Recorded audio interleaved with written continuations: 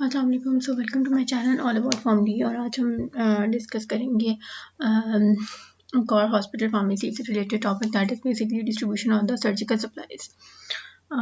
सो इसमें जो हम डिस्कस करेंगे that is basically about surgical dressings के बारे में एंड एब्जॉर्बेंट्स एंड बैंडेजेस। और भी हैं स्विचर्स, लाइगेचर्स, उनको हम नेक्स्ट लेक्चर में डिस्कस करेंगे। फॉर द टाइमिंग एडहेसिव्स के बारे में, तो फॉर द टाइमिंग हम इसके बारे में डिस्कस करेंगे। ऑपरेटिंग रूम और इन सब चीज़ों के बारे में जो हम नेक्स्ट लेक्चर में डिस्कस करेंगे। सो सर्जिकल ड्रेसिंग्स होती हैं बेसिकली ड्रेसिंग्स, आपने देखा होगा कोई भी वोन या कोई भी ऐसी सेल जहाँ पर आपको कोई इंजरी हो जाए, ठीक है, तो वहाँ पर हम different types of surgical dressing use करते हैं अकॉर्डिंग टू दैट वोन, ठीक है। तो बेसिकली जो सर्जिकल ड्रेसिंग्स होती हैं उसके अंदर हमारे पास सर्जिकल कॉटन्स होती हैं, प्लेन गॉज होता है, इम्प्रेगनेटेड गॉज आते हैं। तो डिफरेंट मतलब depending on the type of the wound हम इस तरह की सर्जिकल ड्रेसिंग्स जो है वो अप्लाई करते हैं।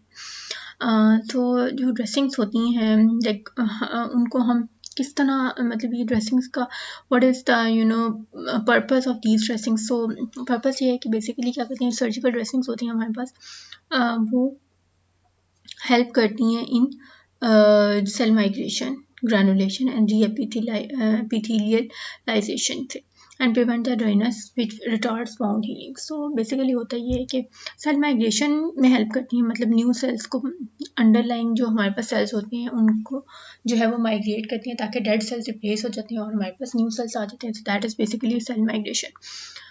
ग्रैनुलेशन, रीएपिथेलियलाइजेशन, इसमें ये है कि बेसिकली रीएपिथेलियलाइजेशन ये है कि new formation of the new epithelium, ठीक है। न्यू एपिथेलियल लेयर आती है, ठीक है, रिप्लेस हो जाती है विद, अगर एपिथेलियल लेयर आपकी डैमेज हो गई है तो उसमें सेल जो है वो न्यू एपिथेलियम से रिप्लेस हो जाता है। और दूसरा ये है कि दूसरी बहुत इंपॉर्टेंट चीज़ ये है कि ये ड्राइनेस जो वूंड होता है हमारे पास उसको प्रिवेंट करती है फ्रॉम ड्राइनेस, जिसकी वजह से वूंड जो होता है वो हील नहीं कर पाता, ठीक है जी। सो नेक्स्ट ये है हमारे पास कि हाँ जी, तो सेल माइग्रेशन होगी, ग्रेनुलेशन होगी। ग्रेनुलेशन बेसिकली ये होती है कि जब एक दो दिन हो जाते हैं हमारे वूंड को तो उसमें कैपिलरीज और जो वेन्स वगैरह होती हैं वो आना शुरू हो जाती हैं। तो वो ये बेसिकली ये होती है कि न्यू जो आप हमारे पास basically development of new tissues and blood vessels होता है, ये बेसिक हीलिंग का ही एक प्रोसेस है। सो उसके बाद आता है कि ये परमिट्स करते हैं evaporation absorption of the exudate, ठीक है, and prevents the maceration of the wound, ठीक है। तो मतलब क्या करता है कि ये हमारे पास जो है वो इवेपोरेशन परमिट्स करता है इवेपोरेशन को और एब्जॉर्प्शन ऑफ द एक्सुडेट, जो पास टाइप मटेरियल होता है उसको एब्जॉर्ब कर लेते हैं, ठीक है। एंड मैसिलेशन बेसिकली होती है कि अगर बहुत ज़्यादा आपका वूंड जो है वो मॉइस्चर के साथ मतलब इन कॉन्टैक्ट आ रहा है, बहुत ज़्यादा मॉइस्चर उसके अंदर, तो क्या होता है कि उससे जो है आपकी स्किन जो है वो रिंकल्स बन जाते हैं स्किन के ऊपर, स्किन जो है वो थोड़ी ख़राब हो जाती है, सॉफ्ट हो जाती है, सॉगी स्किन हो जाती है, तो मतलब वो हील नहीं हो पाती। तो इस वजह से जो है वो ये प्रिवेंट करता है मैसिलेशन को भी, तो मैसिलेशन वूंड को भी प्रिवेंट करता है, ठीक है। सो उसकी बात आ जाती है कि माइक्रोबियल प्रोटेक्शन को हम इंक्रीज़ कर सकते हैं अगर हम कोई एंटी माइक्रोबियल ड्रग ड्रेसिंग में ऐड करते हैं। लाइक कभी कभी होता है कि हम अपने वूंड के अंदर जो है वो पॉलीफैक्स या इस तरह की कोई मेडिसिन जो है वो लगा देते हैं, ठीक है। तो उससे क्या होता है कि ड्रेसिंग जो है वो और ज़्यादा इन्हांस प्रोटेक्शन दे देती है, ठीक है, माइक्रोबियल प्रोटेक्शन से प्रोटेक्ट करने के लिए। एंड देन ये है कि reduction of pain, bad smell की बैड स्मेल नहीं होती, कभी भी कुछ ऐसे आपके वूंड्स होते हैं जिसमें से आपको थोड़ी स्मेल फील हो रही होती है, और पेन भी रिड्यूस हो जाती है। जाहिर सी बात है थोड़ा सा आपकी ड्रेसिंग करने से थोड़ी सी उसको सपोर्ट मिल जाती है आपके वूंड को, तो आपको पेन भी कम होती है and basically improve the patient comfort level. And facilitate करती है हीलिंग को प्रमोटिंग ऑटोलिसिस। ऑटोलिसिस बेसिकली ये एक ऐसा प्रोसेस है जिसके अंदर सेल्फ डाइजेशन होती है कि सेल्स होती हैं कि जो अपने एंजाइम्स होते हैं ना वही सेल्स को डाइजेस्ट कर लेते हैं, डेड सेल्स को डाइजेस्ट कर लेते हैं। Healing and reduce oedema and heat loss, ठीक है। तो नेक्स्ट आ जाता है हमारे पास कि ड्रेसिंग बेसिकली डिपेंड करती है साइट ऑफ इंजरी पे, प्रेजेंस ऑफ नेक्रोटिक टिश्यू पे एंड डिग्री ऑफ एक्सुडेशन पे डिपेंड करती है। तो उसकी बेस के ऊपर मैंने वही पहले भी कहा था कि हम इन चीज़ों की बेस के ऊपर जो है वो अपने वूंड की ड्रेसिंग करते हैं, ठीक है। अब एक प्राइमरी वोन ड्रेसिंग जो होती है ना वो डायरेक्टली इन कांटेक्ट होती है विद द वोन एंड एब्जॉर्प्टिव प्रोवाइड एब्जॉर्प्शन, ठीक है, ड्राइनेस से प्रिवेंट करती है, इन्फेक्शन नहीं होने देती, ठीक है। जो प्राइमरी हमारे पास जो ड्रेसिंग्स है ना लाइक प्लेन गॉज से हम कवर कर देते हैं अपने वोन को, ठीक है। कोई और फिल्म ड्रेसिंग्स वगैरह हमारे पास होती हैं। फिर इसके अलावा जो हम उनके ऊपर कोई एक्स्ट्रा मतलब प्रोटेक्शन उनको प्रोवाइड के लिए कोई कॉटन वगैरह रख देते हैं या कोई ऐसी कोई रेयन टाइप मटेरियल इस तरह की चीज़ें रख देते हैं, तो वो बेसिकली हमारे पास सेकेंडरी ड्रेसिंग्स हो जाती है। सो जो प्राइमरी ड्रेसिंग्स है वो उनका कॉन्टैक्ट जो होता है वो डायरेक्ट इंजरी के वूंड के साथ होता है, ठीक है। तो वो भी प्रोटेक्शन प्रोवाइड करते हैं, लेकिन फर्दर प्रोटेक्शन के लिए हम सेकेंडरी ड्रेसिंग्स भी यूज़ कर लेते हैं, जिससे उसको और ज़्यादा जो है वो एक तो माइक्रोबियल प्रोटेक्शन मिल जाती है, दूसरा हमारा जो है वो आपके वूंड को भी फर्दर प्रोटेक्शन मिल जाती है। सो प्लेन गॉज सबसे पहले आ जाता है आप प्राइमरी ड्रेसिंग जो कि एक्सोडेटिव और इन्फेक्टेड वाउंड्स को रिड्यूस करता है। इम्प्रेगनेटेड गॉज, इसमें होता है कि ये जो हमारे पास गॉज होती है इसके अंदर थोड़ी सी वेस्लीन या पैराफिन टाइप का मटेरियल होता है, तो उससे कहते हैं ये भी reduces adherence to the wounds. Cotton, rayon, cellulose, acetate gauze जो होते हैं वो यूज़ किए जाते हैं, इसमें पैराफिन होती है, वेस्लीन वगैरह यूज़ की जाती है। इससे भी क्या होता है कि पैथोजन जो इंट्री होती है वो प्रिवेंट हो जाती है। Third is the film dressings, इसमें हमारे पास transparent, occlusive and semi exclusive होती हैं और इसका जो मटेरियल दैट इज़ पॉलीयूरिथेन का बना होता है।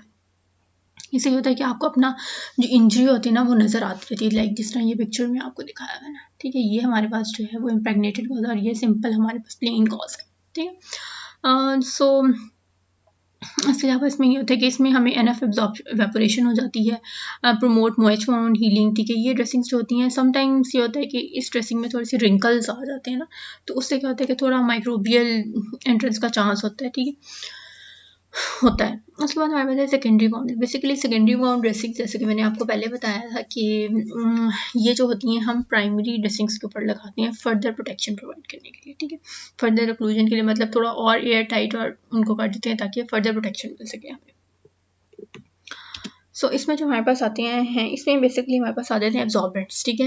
इसमें सर्जिकल कॉटन आ जाती है, नॉन एब्जॉर्बेंट अनब्लीच्ड कॉटन आ जाती है, नॉन एब्जॉर्ब ब्लीच्ड कॉटन आ जाती है, और रेयन टाइप मटीरियल्स ये हमारे पास आ जाते हैं एब्जॉर्बेंट्स के अंदर। सो उसके बाद हम देख लेते हैं एब्जॉर्बेंट की कुछ प्रॉपर्टीज़ हैं, ठीक है।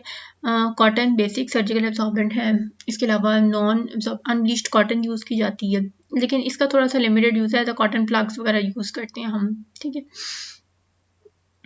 इसके अलावा ब्लीच्ड कॉटन है, ये भी हम इसके अंदर थोड़े से नेचुरल ऑयल्स और वैक्सेस वगैरह होती हैं, ठीक है, अपने वोन को थोड़ी सी कुशनिंग या थोड़ी सी सॉफ्टनिंग प्रोवाइड करने के लिए, थोड़ी पैडिंग प्रोवाइड करने के लिए, ठीक है। और and cushioning on the traumatise services, ठीक है, अगर बहुत ज़्यादा कोई डीप इंजरी है तो उसको कुशनिंग थोड़ी सी प्रोवाइड करने के लिए, ठीक है। इसके अलावा यह है कि एब्जॉर्बेंट कॉटन जो होती है वो एब्जॉर्ब करती है फ्लूइड्स को faster and retain better shape than cotton balls. तो कॉटन प्लग से ज़्यादा जो एब्जॉर्बेंट कॉटन होती है ना वो ज़्यादा फ्लूइड्स को बेटर एब्जॉर्ब करती है, ठीक है।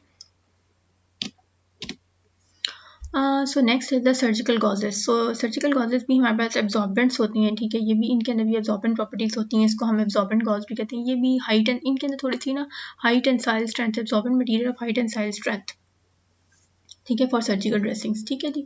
तो इसमें बेसिकली कि थोड़ी जो है वो एब्जॉर्बेंट्स मतलब एब्जॉर्बेंट मटीरियल होता है, जैसे ये इसकी वजह से हम इनको एब्जॉर्बेंट गॉजेस भी कहते हैं। जो इसमें हमारे पास होती है ना वो है रॉ कॉटन होती है, फिल्मेटेड गॉज है, नॉन वोवन सर्जिकल स्पॉन्जेस होती हैं, और इसके अलावा gauze sponges, X ray detectable and laparotomy sponges, disposable cleaners and cotton tip applicated eye pads, और ये सारे जो है वो एक्सरे डिटेक्टेबल नर्सिंग पैड्स, ये सारे इसके अंदर जो है हमारे पास सर्जिकल कॉजेज में आते हैं, ठीक है। तो हाँ इनका काम भी ये भी लाइक एब्जॉर्बेंट्स हैं, ठीक है, और ये भी क्या करते हैं मतलब किसी एक्सुडेट को एब्जॉर्ब कर ले, मतलब इस तरह की चीज़ों से मतलब वूंड को प्रोटेक्शन प्रोवाइड करते हैं, ठीक है जी। तो ये तो हो गया हमारे इसमें ये साइड पे आपको दिखाई भी हुए हैं, ठीक है। कुछ है वो आईज की प्रोटेक्शन करके मतलब इस तरह की हमारे पास होती है, ठीक है। किसी सर्जरी की केस में ये जो है हम गॉजेस वगैरह यूज़ करते हैं, ठीक है जी। तो इलास्टिक होते हैं, ठीक है, इनमें थोड़ी सी इलास्टिसिटी वगैरह होती है, तो इस वजह से थोड़ा सा ये ज़्यादा अच्छे होते हैं। ये सर्जिकल स्पॉन्जेस दिखाए हुए हैं आपको, ठीक है, ये इस तरह से होते हैं। ये लेप्रोटोमी स्पॉन्जेस हैं, ठीक है। बेसिकली लेप्रोटोमी एक एब्डोमिनल थोड़ी एब्डोमिनल सर्जरी का एक प्रोसीजर है, ये हम उसमें करते हैं, ठीक है। और ये हमारे पास जो है वो लाइक सिंपल गॉज है, ठीक है। गॉज स्पॉन्जेस हैं जो हम यूज़ करते हैं किसी भी हॉस्पिटल सेटिंग में, क्लिनिकल सेटिंग्स वगैरह में हम यूज़ कर रहे होते हैं इन केस ऑफ इंजरी। सो उसके बाद आते हैं हमारे पास बैंडेजेस। सो बैंडेजेस तो सबको पता होगा, पट्टी जिसको हम बोलते हैं, ठीक है। तो बैंडेजेस जो हैं वो क्या करती हैं कि ड्रेसिंग्स को इन प्लेस करती हैं। सारी सी बात है, जब आपने एक जगह एक गॉज रखा है तो उसको टाइटन अप करने के लिए भी तो हमें कोई चीज़ ही नहीं है, तो दैट इज़ बेसिकली बैंडेज, ठीक है। तो बैंडेज हम रोल कर देते हैं किसी भी इंजर्ड सरफेस के ऊपर, ठीक है। अगर सपोज कि आर्म पे, फोर आर्म पे इंजरी हो गई है, एंकल पे इंजरी हो गई है, ठीक है, नी जॉइंट पे इंजरी हो गई है, एल्बो जॉइंट पे, सो रिस्ट इंजरीज हो जाती हैं बहुत सी, तो उसमें जो है वो हम बैंडेज जो है वो अप्लाई करते हैं, ठीक है। इन केस ट्रायंगुलर बैंडेजेस होती हैं, क्रेप बैंडेजेस होती हैं, ठीक है। तो बहुत सारे डिफरेंट टाइप ऑफ बैंडेजेस हैं। तो बैंडेजेस क्या करती हैं कि hold the dressings in place by providing pressure and support, ठीक है। जो ड्रेसिंग्स हमने रखी होती है, मतलब सपोज कि हमारे पास एक वुंड है, उसको कवर करने के लिए हम बैंडेज अप्लाई करेंगे, ठीक है। तो हमने एक सर्जिकल ड्रेसिंग तो कर दी, लेकिन उस सर्जिकल ड्रेसिंग को हमने इन प्लेस भी तो रखना है ना, तो उसके लिए हम बैंडेज यूज़ करते हैं। इलास्टिक भी हो सकती है, रिजिड भी हो सकती है, इलास्टिक भी हो सकती है, ठीक है। तो डिफरेंट टाइप्स की, depending on the type of injury हम यूज़ करते हैं। इसको अंदर है गॉज रोलर बैंडेज। ये है कि one continuous piece tightly roll and free from loose, इसमें कोई लूज थ्रेड या शेडिंग मटेरियल नहीं होता, सिंपल एक रोल टाइप बैंडेज होती है, उसको अप्लाई करते हैं। फिर आ जाता है मुस्लिम बैंडेज रोल। ये बेसिकली हैवियर अनब्लीच्ड मटेरियल होता है, लेकिन थोड़े स्ट्रॉन्ग होते हैं, जैसे हम इनको जो ब्रोकन इंजरीज वाले जगह होती है ना, ठीक है, उनको जो है वो हम इन प्लेस रख लेते हैं, उस पर प्रेशर अप्लाई करके। उसके बाद आती है हमारे पास इलास्टिक बैंडेजेस। ये भी होती है, थोड़ी सी इलास्टिक द नेम हमें बता रहा है कि इसमें जो है वो इलास्टिसिटी ज़्यादा होती है, तो हम इसको सपोर्ट प्रेशर वही ड्रेसिंग को स्टेबल करने के लिए हम यूज़ करते हैं,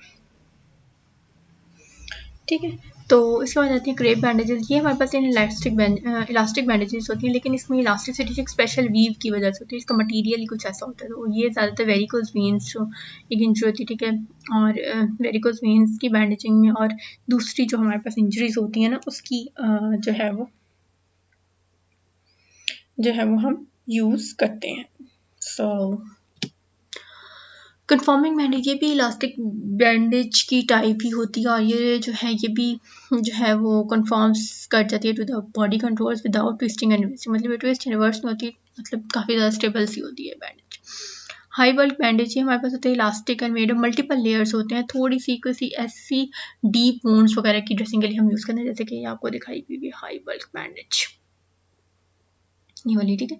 तो अगर बहुत ज़्यादा कोई डीप वुंड है, ट्रॉमाटाइज है वैसा, तो उसको थोड़ी सी पैडिंग और कुशनिंग प्रोवाइड करने के लिए ना हम ये वाली बैंडेज यूज़ करते हैं। नेक्स्ट आता है ट्रायंगुलर बैंडेज। ये हमारे पास होती है, ये बेसिकली हमने जो है वो ब्लीच मुस्लिन जो होता है उसको कॉर्नर टू कॉर्नर कट किया होता है, मतलब कटिंग कुछ इस तरह की होती है, ठीक है। नेक से लेके फिर हम उसको आर्म वगैरह में डालते हैं, या हेड ड्रेसिंग्स के लिए भी यूज़ करते हैं, आर्म स्लिंग्स के लिए, temporary slings for broken bones, ठीक है। तो इस तरह की चीज़ों के लिए हम इसको यूज़ करते हैं ज़्यादातर। हेड ड्रेसिंग मतलब ट्रायंगुलर, मतलब अगर एल्बो जॉइंट पे कोई मतलब इंजरी होगी तो हम ट्रायंगुलर बैंडेज जो है वो अक्सर अप्लाई मतलब यूज़ करते हैं। सो उसके बाद आ जाता है हमारे पास ऑर्थोपेडिक बैंडेजेस। ऑर्थोपेडिक का मतलब ये है कि जॉइंट्स वगैरह में जो बैंडेज हम अप्लाई करते हैं वो ऑर्थोपेडिक होती है। मतलब अगर कोई सपोज के मतलब कोई आर्म पे कोई इंजरी हो गई, लेग पे कोई इंजरी हो गई, तो वो प्लास्टर जिसको हम बोलते हैं कि प्लास्टर इसकी बोन के ऊपर है, तो बेसिकली ऑर्थोपेडिक बैंडेजेस होती हैं। ये प्रोवाइड करती है mobilisation support treatment of the broken bones and joints, ठीक है। ब्रोकन गेन वही ब्रोकन बोन्स को सपोर्टिव ट्रीटमेंट एक तरह से देती है, ठीक है। तो इसके अलावा इसमें जो मटीरियल यूज़ हुआ होता है ना, वो होता है प्लास्टर ऑफ पेरिस।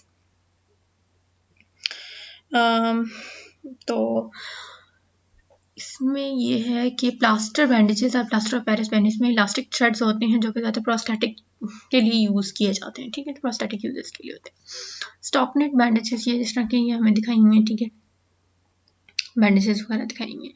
तो इसके अलावा स्टॉकनेट बैंडेजेस, ये भी हमारे स्टॉकनेट निटेड मटेरियल की होती हैं, ठीक है, ट्यूबुलर फॉर्म में होती हैं। ये भी कोई भी सिंथेटिक प्लास्टर वगैरह लगाने से पहले जो है हम इसको स्किन को कवर करने के लिए अप्लाई करते हैं, ठीक है।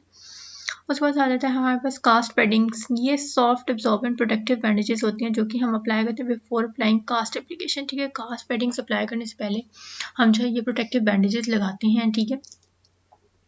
तो ये हमारे पास होती हैं कास्ट बैंडेजेस। तो जैसे ये कास्ट पैडिंग्स आपको दिखाई हुई हैं इस पिक्चर में, ठीक है। तो ये हो गई। So thank you so much for listening to the lecture, and we will discuss the other topics in the next lecture. So thank you so much. for listening, and do not forget to like, subscribe, and share my channel. And if you want to discuss any specific um, topic, so you can tell me in the comment sections. I will definitely upload about that topic as well.